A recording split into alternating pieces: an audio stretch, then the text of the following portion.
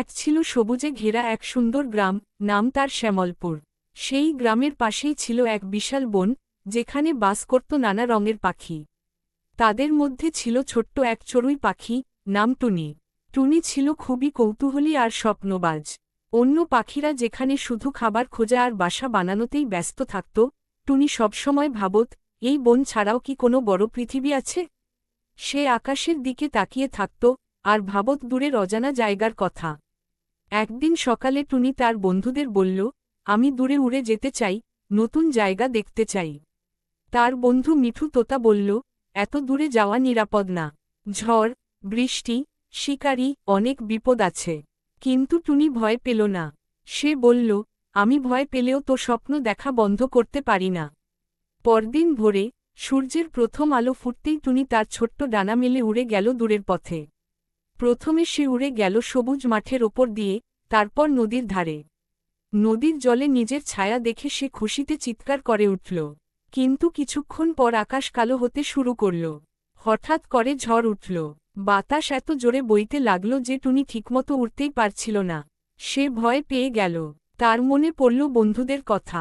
ঝড়ের মধ্যে হঠাৎ সে একটা বড় গাছ দেখতে পেল। গাছের এক কোণে একটা পুরনো ফাঁকা বাসা ছিল। টুনি দ্রুত সেখানে ঢুকে পড়ল। বাসার ভিতরে ছিল এক বুড়ো প্যাঁচা। প্যাঁচাটি বলল, তুমি কে, ছোট্ট পাখি? এই ঝড়ে এখানে কেন? টুনি কাঁপতে কাঁপতে বলল, আমি নতুন জায়গা দেখতে বেরিয়েছি, কিন্তু ঝড়ে আটকে পড়েছি। প্যাঁচা মৃদু হেসে বলল, স্বপ্ন দেখা ভালো, কিন্তু পথ বেছে নিতে হয় বুঝে শুনে। তবুও তুমি সাহসী, তাই আমি তোমাকে সাহায্য করব। ঝড় থামা পর্যন্ত টুনি সেখানে থাকল। প্যাঁচা তাকে অনেক গল্প শোনাল, দূরের পাহাড়, নদী, আর নানা বিপদের কথা। টুনি বুঝতে পারল, পৃথিবী শুধু সুন্দর নয়, চ্যালেঞ্জেও ভরা।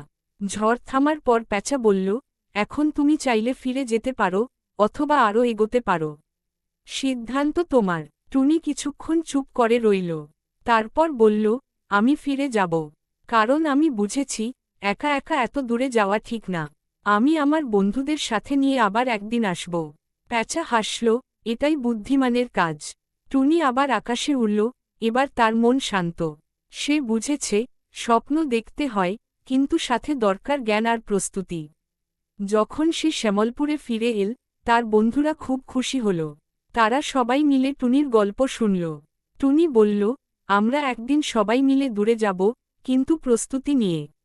তারপর থেকে টুনি আর শুধু স্বপ্নই দেখত না, সে তার বন্ধুদের সাথে মিলে পরিকল্পনাও করত। তারা শক্তিশালী ডানা বানানোর মতো অনুশীলন করত, ঝড়ের সময় কোথায় আশ্রয় নিতে হবে সেটাও শিখত। একদিন তারা সবাই একসাথে উড়ে গেল দূরের পথে, আর এবার তাদের যাত্রা ছিল আরও সুন্দর, আরও নিরাপদ।